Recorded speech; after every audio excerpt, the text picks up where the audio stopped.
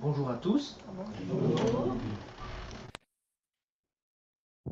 Un bon dimanche, c'est vrai, c'est un bon dimanche, un jour de joie, de se retrouver ensemble et puis de pouvoir louer notre Dieu, grand Dieu, vivant, et de pouvoir écouter aussi pour se laisser conduire par lui. Alors, on poursuit notre série de rentrée intitulée Nous, l'Église, nous aimons Dieu, Christ, l'Église. Et puis aujourd'hui, on arrive à Nous aimons notre prochain. Alors, quand on vous parle de votre prochain, à qui pensez-vous spontanément? Réfléchissez dans votre esprit. À qui pensez-vous spontanément? Un proche? Un inconnu rencontré dans la rue? Un ami souffrant? Peut-être à une association dans laquelle vous pouvez vous impliquer? Peut-être à une mission humanitaire? Sur l'image qui arrive là, y a-t-il des gens sur cette série de photos qui sont plus ou moins mon prochain? Qui est mon prochain? Y a-t-il des gens qui sont plus ou moins mon prochain là? Qui est mon prochain? Pourquoi l'aimer? Comment l'aimer?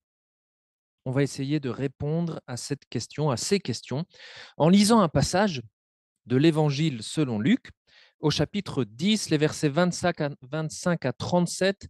Si vous n'avez pas de Bible, il y a des Bibles ici. Est-ce que quelqu'un aurait besoin d'une Bible?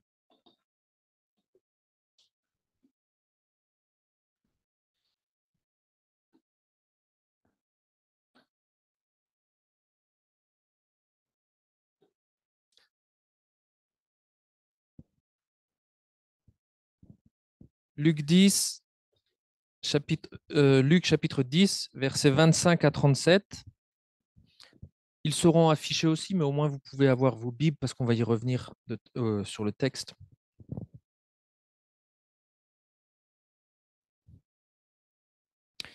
Et voici ce que nous lisons. Un enseignant de la loi se leva et posa une question à Jésus pour lui tendre un piège. Maître, lui dit-il, que dois-je faire pour obtenir la vie éternelle? Jésus lui répondit, qu'est-il écrit dans la loi? Comment la comprends-tu? Il lui répondit, tu aimeras le Seigneur ton Dieu de tout ton cœur, de toute ton âme, de toute ton énergie et de toute ta pensée, et ton prochain comme toi-même. Tu as bien répondu, lui dit Jésus. Fais cela, et tu auras la vie. Mais l'enseignant de la loi, voulant se donner raison, reprit. Oui, mais qui donc est mon prochain? En réponse, Jésus lui dit, il y avait un homme qui descendait de Jérusalem à Jéricho, quand il fut attaqué par des brigands. Ils lui arrachèrent ses vêtements, le rouèrent de coups et s'en allèrent, le laissant à moitié mort. Or, il se trouva qu'un prêtre descendait par le même chemin. Il vit le blessé et, s'en écartant, poursuivit sa route. De même aussi, un lévite arriva au même endroit, le vit et, s'en écartant, poursuivit sa route. Mais un Samaritain qui passait par là arriva près de cet homme. En le voyant, il fut pris de compassion. Il s'approcha de lui, soigna ses plaies avec de l'huile et du vin, et les recouvrit de pansements. Puis, le chargeant sur sa propre mule, il l'emmena dans une auberge où il le soigna de son mieux. Le lendemain, il sortit 2 pièces d'argent, les remit à l'aubergiste et lui dit, prends soin de cet homme, et tout ce que tu auras dépensé en plus, je te le rembourserai moi-même quand je repasserai. Et Jésus ajouta, à ton avis, lequel des trois s'est montré le prochain de l'homme qui avait été victime des brigands? C'est celui qui a eu compassion de lui, lui répondit l'enseignant de la loi. Eh bien, va et agis de même, lui dit Jésus. Alors on se retrouve devant un texte bien connu. Si vous êtes dans l'Église depuis longtemps, vous connaissez ce texte, le bon samaritain, et même si vous n'êtes pas de l'Église, vous avez certainement déjà entendu cette expression, être un bon samaritain. On l'utilise aussi dans le monde autour de nous. Un texte bien connu, mais un texte qui ne cesse de nous interroger sur comment aimer notre prochain. Les versets 25 à 28, là, les 3 premiers, nous révèlent ce que je vais appeler l'amour en théorie. On a l'enseignant de la loi, je vais l'appeler par la suite un légiste. Parfois, vous avez peut-être ça dans vos traductions, un légiste, c'est quelqu'un qui enseigne la loi, c'est un spécialiste de la loi de Moïse, de la loi du peuple juif. Il veut mettre Jésus à l'épreuve, il veut lui tendre un piège. Et sa question n'est pas anodine. Peut-être qu'il veut savoir qui est Jésus, d'où vient son enseignement, qu'est-ce qu'il croit, dans quelle case on va pouvoir mettre ce nouvel enseignant qui arrive là sur le marché théologique de l'époque. Et il lui pose cette question, Maître, que dois-je faire pour obtenir la vie éternelle? C'est une bonne question. Si tout le monde se la posait autour de nous, ça serait chouette. On aurait une réponse à leur donner. Parfois, ils ne se la posent pas, mais comme tu l'as dit tout à l'heure, Yves, en fait, ils vivent des choses, les gens, puis on voit qu'en fait, ils cherchent la vie éternelle, la rédemption, etc. Donc, c'est là où il faut qu'on leur parle d'un Dieu inconnu qui s'est révélé. Bref, ici, il se pose la question, Maître, que dois-je faire? Enfin, il pose la question à Jésus, Maître, que dois-je faire pour obtenir la vie éternelle? Alors, Jésus ne tombe pas dans le piège. Il va lui retourner la question. Qu'est-il écrit dans la loi? Il est quand même sympa, Jésus, puisque c'est le domaine du légiste. Il lui pose une question sur son domaine d'expertise à lui, la loi, sur son terrain. Qu'est-il écrit dans la loi? Comment la comprends-tu? Le légiste l'a fait une bonne réponse, hein, Jésus le confirme. Tu as bien répondu. Le légiste a bien compris l'essence de la loi, le message, le sens profond de la loi qu'il résume par les 2 commandements. Tu aimeras le Seigneur ton Dieu de tout ton cœur, de toute ton âme, de toute ton énergie et de toute ta pensée, et ton prochain comme toi-même. Le premier commandement, j'allais dire que c'est normal que le légiste le connaisse, c'est ce que récitent les Juifs 2 fois par jour. Ça fait partie du schéma. Du schéma. Tu aimeras le Seigneur ton Dieu de tout ton cœur, de toute ta pensée. Et puis il ajoute, et ça peut-être c'est plus étonnant, il ajoute le 2e commandement qui vient du Lévitique, et ça, ce n'était pas récité par les Juifs, mais lui, il l'ajoute et il le colle au premier commandement d'aimer Dieu. Eh bien, il faut aussi aimer son prochain, Lévitique 19, 18. Le livre du Lévitique qui, au passage, donne beaucoup de cas des cas pratiques sur comment aimer son prochain dans telle et telle situation pour qu'il ne soit pas lésé. Donc, quelle était la question première du légiste? Comment on fait pour avoir la vie éternelle? C'était la question. Eh bien, la réponse, aimer Dieu et aimer son prochain. Toute la loi, y compris les 2 tables des 10 commandements, sont résumées, enfin, la loi est résumée dans ces 2 commandements. Aimer Dieu, c'est notre relation verticale avec lui, et puis aimer notre prochain, notre relation horizontale avec les autres. Le légiste a la bonne réponse. Jésus est d'accord avec lui.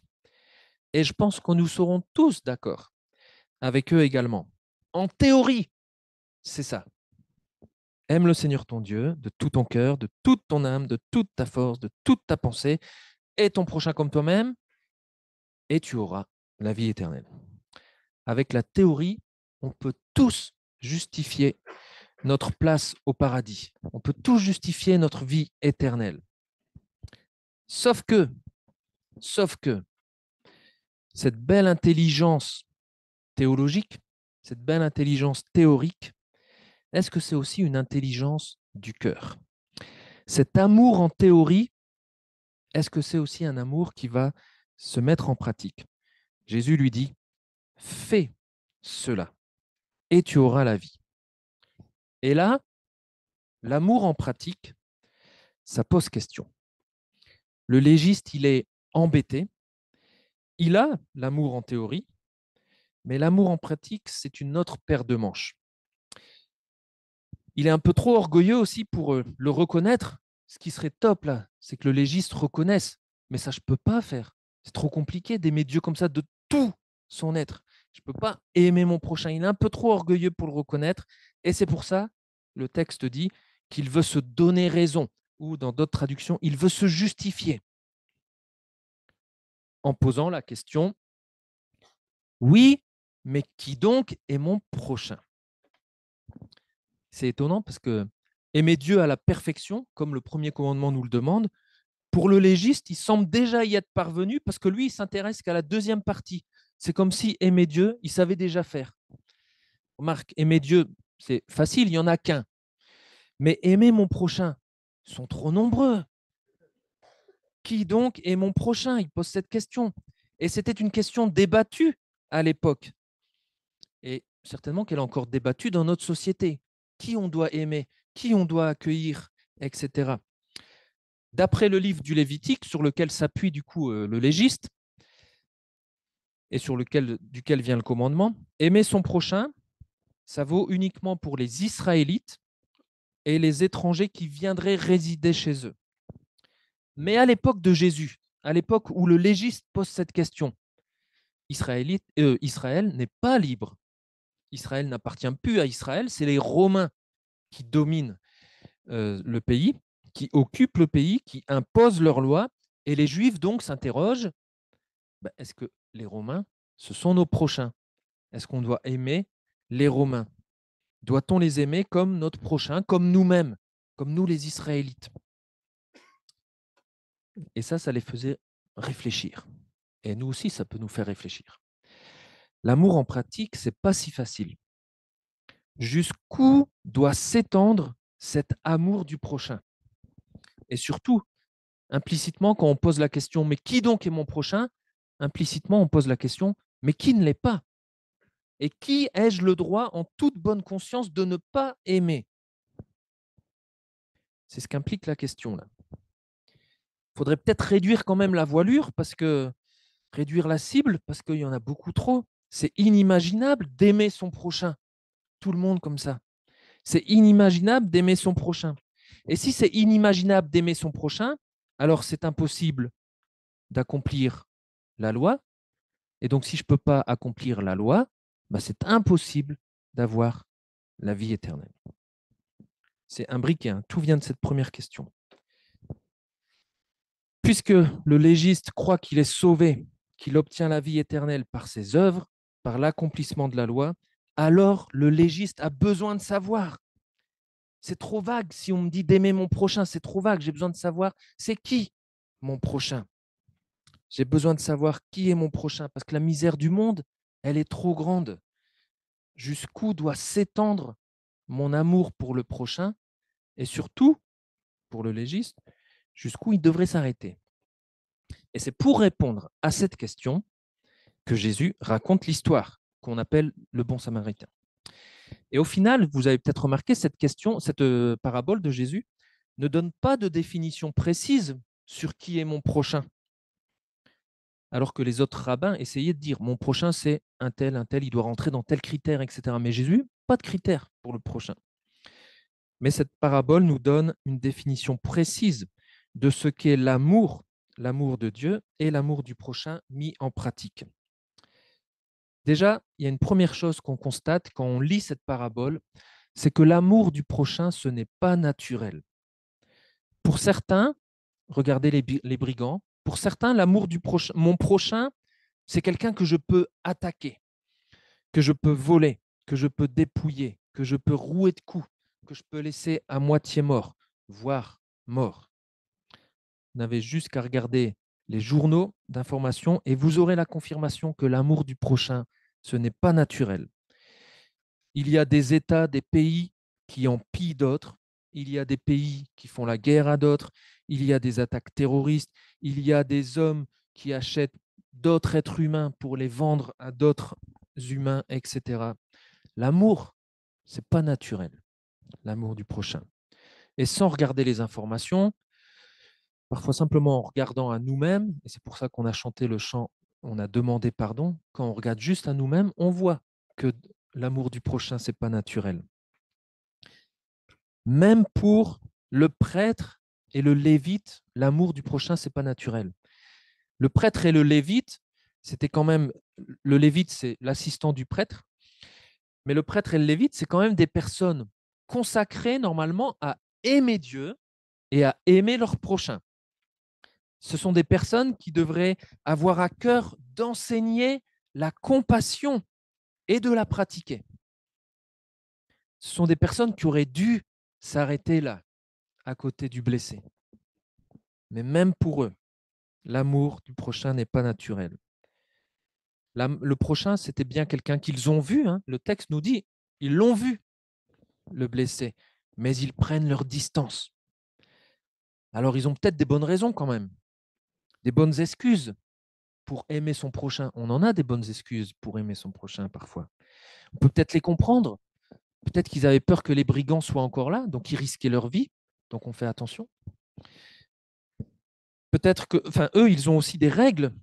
Comme c'est des religieux de l'époque, ils ont des règles à respecter pour ne pas devenir impurs. Parce que sinon, ils ne pouvaient plus continuer de faire leur service au temple. Sauf que là, le texte nous dit qu'ils viennent de Jérusalem et ils vont à Jéricho. Donc, s'ils étaient à Jérusalem, ils ont fait leur service et là, ils sont sur le chemin du retour. Donc, ils n'ont plus de service à accomplir là tout de suite. Ils pourraient assouplir les règles. Ici, là, ce qu'on voit, c'est qu'ils ont oublié que l'Éternel préfère la compassion au sacrifice. Leur amour de Dieu les éloigne de l'amour du prochain. Ils sont indifférents, égoïstes, et du coup, ça les fait garder leur distance. Ils s'écartent, tout comme on peut le faire parfois. Je vois bien mon prochain quand je marche dans la rue, je vois bien mon prochain dans l'église, je vois bien mon prochain dans mes relations ou ailleurs, je vois bien sa situation de détresse, mais je garde mes distances, émotionnellement ou physiquement, etc. Parfois, c'est même aussi ma religion, mon légalisme, voire mon zèle pour Dieu, ma recherche de pureté pour Dieu, ma recherche d'approbation de Dieu ou je ne sais quoi. Bref, parfois c'est même mon amour, entre guillemets, pour Dieu qui me fait fermer mon cœur aux souffrances de mon prochain. Donc l'amour du prochain, c'est pas naturel. Mettez-vous un petit peu dans la peau du légiste qui pose cette question et Jésus qui lui raconte cette histoire. C'est quand même la pire parabole que Jésus pouvait lui raconter. Mais parfois, c'est ce qu'il nous faut pour bien comprendre un point important. Donc, le légiste, il entend l'histoire, ça commence bien, il y a un prêtre, un lévite, certainement, lui, il s'identifie à eux. Ils sont des spécialistes de la loi, il s'identifie avec le prêtre et le lévite. Ce sont des bons juifs auxquels il peut s'identifier. Ils sont revêtus de sainteté, revêtus de pureté, certainement très proches de Dieu. Mais mince, ils ne font rien pour l'homme à terre. Arrive un Samaritain. Pour les Juifs, c'est le pire des personnages qui pouvaient arriver dans l'histoire. C'est le mauvais croyant par excellence. Et vu la haine qu'il y avait entre les Samaritains et les Juifs à l'époque, le Samaritain, il aurait même pu terminer ce que les brigands avaient fait. Il aurait pu achever et tuer le gars qui était à terre, qui était certainement un Juif, pour que l'histoire parle bien aux légistes aussi. Donc là, on est vraiment sur un cas où la mise en pratique de l'amour du prochain est le plus dur pour eux à l'époque. Le plus dur, à cause des haines de race qu'il y avait entre Samaritains et puis les Juifs, à cause du racisme qu'il y avait entre les deux. C'est un cas dur de mise en pratique d'amour du prochain, mais c'est là aussi où il peut être le plus beau. Et c'est ce qui va se passer. Regardez l'attitude du Samaritain qui est à l'exact opposé de celle du légiste. Le légiste, il discute avec Jésus parce qu'il veut limiter, il veut restreindre l'amour du prochain. Dis-moi qui est mon prochain et dis-moi qui ne l'est pas pour savoir qui je ne dois pas aimer. Mais le Samaritain, lui, il aime sans compter, même un étranger avec qui son peuple est en froid. Le légiste voudrait aimer par application légaliste, moraliste de la loi. Le légiste, lui, il a un amour, il faut que je fasse ça pour obtenir la vie éternelle. Lui, il aime par devoir. C'est l'amour théorique. C'est pour avoir sa vie éternelle. Le Samaritain n'aime pas par devoir, il aime, le texte nous dit, par compassion. Il le voit et fut pris de compassion. La compassion, je donne la définition, c'est le sentiment par lequel un individu est porté à percevoir ou à ressentir la souffrance d'autrui et il est poussé à y remédier par amour pour cette personne. Ce Samaritain, il a du cœur, un cœur simple, un cœur droit, qui voit clair au premier coup d'œil. Il n'est pas en train de se dire, tiens, est-ce que c'est mon prochain, c'est un Samaritain, c'est quoi? Il voit quelqu'un dans le besoin et il y va, il a du cœur, avant même de se poser la question. Il aime radicalement et en action. Il est plein de spontanéité, de générosité, de promptitude, de désintéressement. Ça, c'est l'amour en pratique.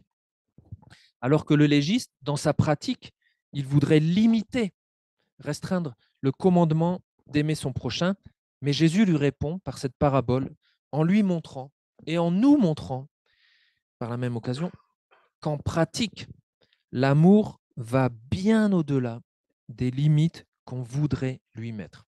Souvent, nous, on veut mettre des limites à notre amour du prochain pour se donner bonne conscience, comme ce Samaritain, mais le commandement d'aimer notre prochain n'a pas de limite.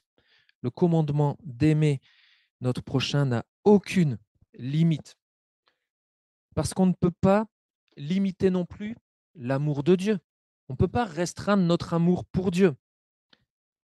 Le premier commandement disait que notre amour doit être total. Tu aimeras l'Éternel de tout ton cœur, de toute ton âme, de toute ta force, de toute ta pensée. Donc on a besoin d'un amour total. Et on n'imaginerait pas se dire, moi j'aime Dieu, mais à moitié. Ça ne marcherait pas. Et bien, de la même manière, on ne peut pas aimer notre prochain à moitié. On ne peut pas aimer la moitié de notre prochain. Les deux commandements, je n'ai pas de pièce là sur moi, mais les deux commandements, ce sont les deux faces d'une même pièce. Aimer Dieu et aimer son prochain. Si on limite un des commandements, automatiquement, on limite l'autre aussi. Si j'aime mon prochain à moitié, eh ben, j'aime Dieu à moitié aussi. Et c'est pour ça que l'apôtre Jean pouvait affirmer quelque chose de fort et qui fait mal à entendre, mais il pouvait affirmer, si quelqu'un prétend aimer Dieu tout en détestant son frère, c'est un menteur. Car s'il n'aime pas son frère qu'il voit, il ne peut pas aimer Dieu qu'il ne voit pas. Et ça, c'est difficile. Parce que du coup, comment est-ce qu'on aime notre prochain?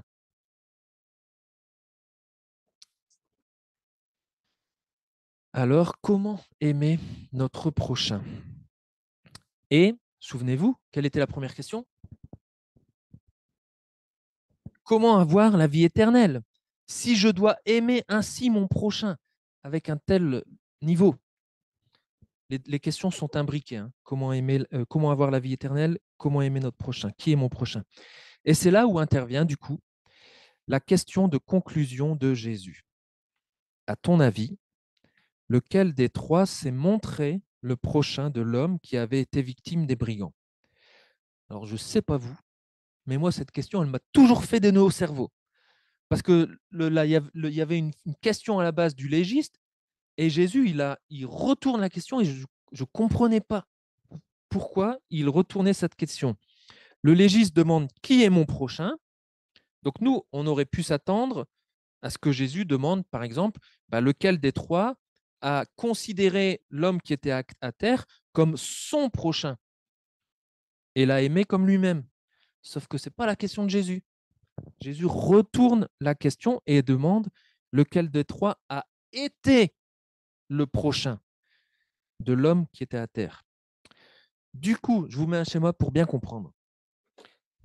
Le prochain, initialement, le légiste, il réfléchit comme ça. Il dit moi-même, je dois aimer mon prochain. Et donc le prochain, c'est celui qui est aimé.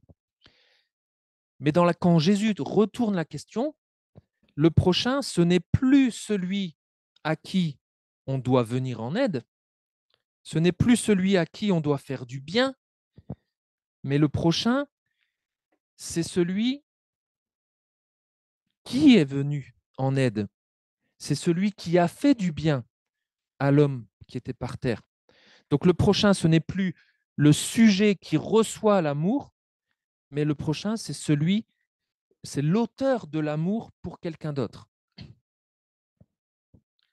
Le prochain, c'est celui qui fait preuve de compassion.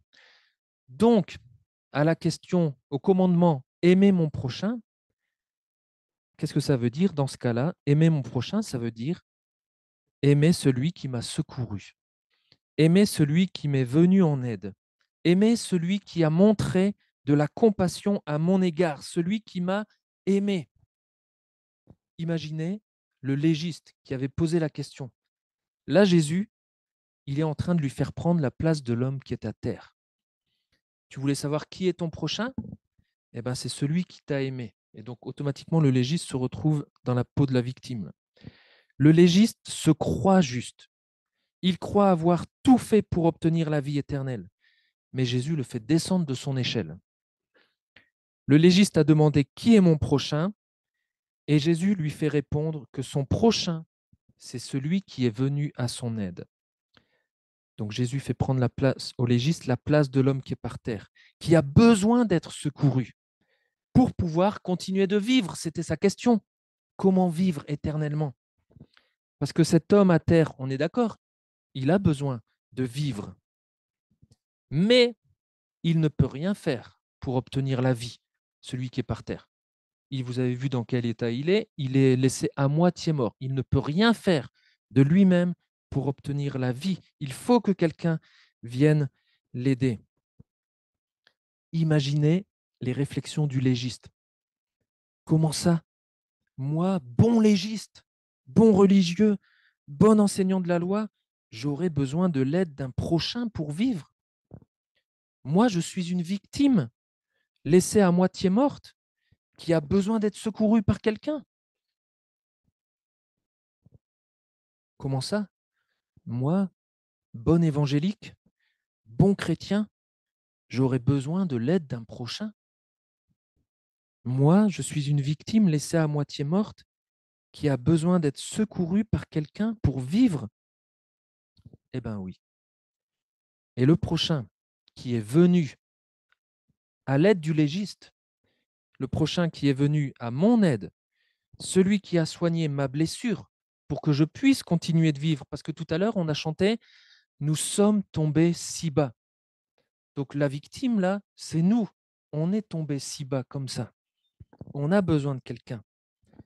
Et celui qui a soigné ma blessure pour que je puisse continuer de vivre n'est autre que Dieu en Jésus-Christ. Il s'est fait proche de moi, moi qui étais loin de lui. Il s'est fait mon prochain. Il m'a vu. Il a vu la misère dans laquelle j'étais. Il a vu mon péché. Et il a eu compassion de moi. Il m'a pris, il m'a soigné, il a payé le prix à la croix pour que je puisse vivre et vivre éternellement. Dieu m'a aimé en Jésus-Christ ainsi. Et j'ai besoin de réaliser cela. J'ai besoin de réaliser que j'ai besoin d'être secouru, que j'ai eu besoin moi-même d'un bon samaritain nommé Jésus. J'ai besoin de réaliser que Dieu lui-même m'est venu en aide un jour. Et le légiste, il a besoin de réaliser cela, parce que si vous regardez les versets qui précèdent, vous voyez qu'en fait, ça y est, l'opposition entre les spécialistes religieux et Jésus, elle est à son comble. Ils le rejettent. Et lui, le légiste, il veut tendre un piège à Jésus. Donc, il est déjà en train de rejeter ce Samaritain. Et il va passer à côté de quelque chose s'il rejette jusqu'au bout. Et Jésus veut l'inviter là à se dire, mais regarde, tu as besoin de moi, toi aussi. Et quand on réalise que Dieu lui-même m'est venu en aide un jour, alors ça va susciter en moi un cœur reconnaissant pour Christ qui m'a aimé, et ça va me susciter en moi un cœur rempli de compassion pour l'autre, quel qu'il soit. Parce que je ne suis pas meilleur que les autres, j'ai eu aussi besoin que quelqu'un vienne à mon aide. Et ensuite seulement, une fois que j'ai réalisé cela, une fois que je crois cela, une fois que je reconnais que ma vie éternelle a été obtenue par ce bon samaritain nommé Jésus, alors une fois que j'ai réalisé cela, je peux entendre Jésus qui dit, eh bien, va et agis de même. Et cette fois-ci, vous remarquerez, littéralement, c'est presque la même chose qu'il répond tout au début. Jésus lui dit, ben, fais cela et tu vivras. Et là, Jésus dit, eh ben, fais cela maintenant, toi aussi. Sauf que vous remarquerez que Jésus n'ajoute pas « et tu vivras », puisque la vie éternelle, elle ne va pas dépendre de ce que je vais faire, mais de ce que Christ a fait pour moi. Eh bien, va et agis de même. La question du légiste, c'était qui est mon prochain? Mais cette question, elle n'était pas bonne. C'est pas comme ça qu'il faut la formuler parce qu'elle implique forcément qu'on se pose la question qui ne l'est pas. Mais la bonne question que Jésus nous invite à nous poser, c'est il y a des gens autour de moi, comment puis-je me faire leur prochain? Comment puis-je me rendre proche d'eux? Moi qui ai été aimé lorsque j'avais besoin d'être secouru pour vivre, moi aussi maintenant, je deviens le prochain de quelqu'un quel qu'il soit de mon pays ou pas, qu'il soit français ou pas, qu'il soit de ma communauté sportive, j'en sais rien, ou pas, qu'il soit de l'Église, qu'il soit un chrétien ou qu'il ne le soit pas, que ça soit un homme bon ou pas. On ne nous donne aucun détail sur la victime. Là. Est-ce qu'il était bon? Est-ce qu'il était mauvais? Le Samaritain, il ne se pose pas la question. Il voit quelqu'un qui a besoin et il est rempli de compassion et il va l'aider. Moi qui ai été aimé lorsque j'avais besoin d'être secouru pour vivre, moi maintenant aussi, je deviens le prochain de quelqu'un, quel qu'il soit, qui a besoin de mon aide. Je deviens auteur d'amour et de compassion, non pas pour obtenir la vie éternelle, mais parce que j'ai connu l'amour, la compassion de Dieu en Christ, qui m'a sauvé, qui m'a accordé la vie. Et c'est comme ça que je montre que j'aime Dieu, puisque tout est lié.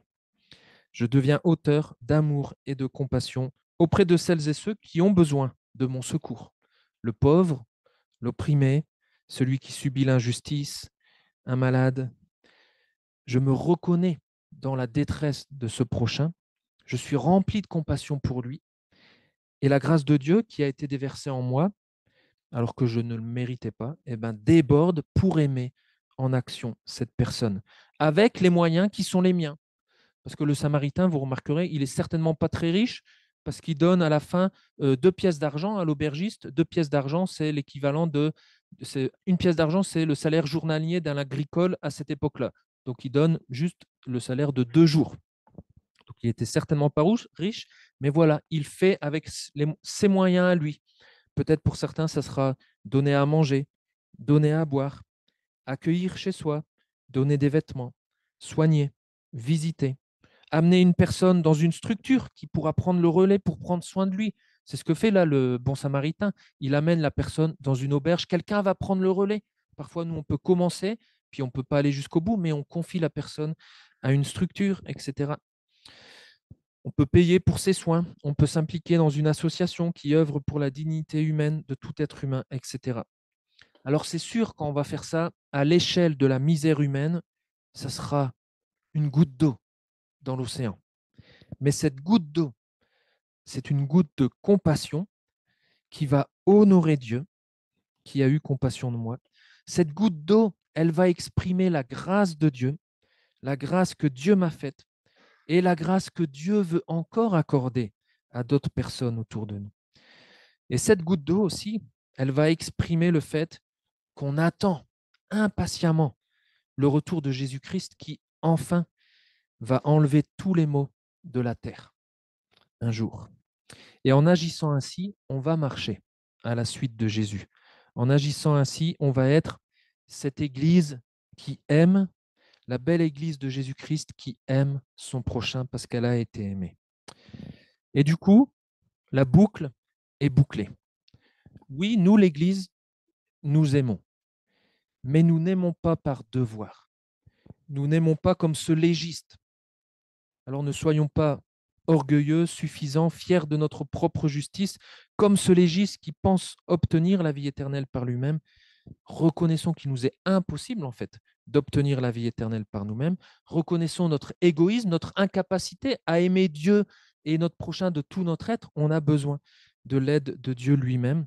Prions que Dieu ait compassion de nous, qu'il nous pardonne notre indifférence et nous fasse grâce en Jésus-Christ pour qu'on puisse vivre éternellement et puis aimer comme il nous a aimés. Nous n'aimons pas par devoir, mais parce que nous avons connu l'amour de Dieu personnellement. Et l'apôtre Jean disait donc, nous aimons parce que Dieu nous a aimés le premier. Et ça, c'est l'amour qu'on veut offrir autour de nous.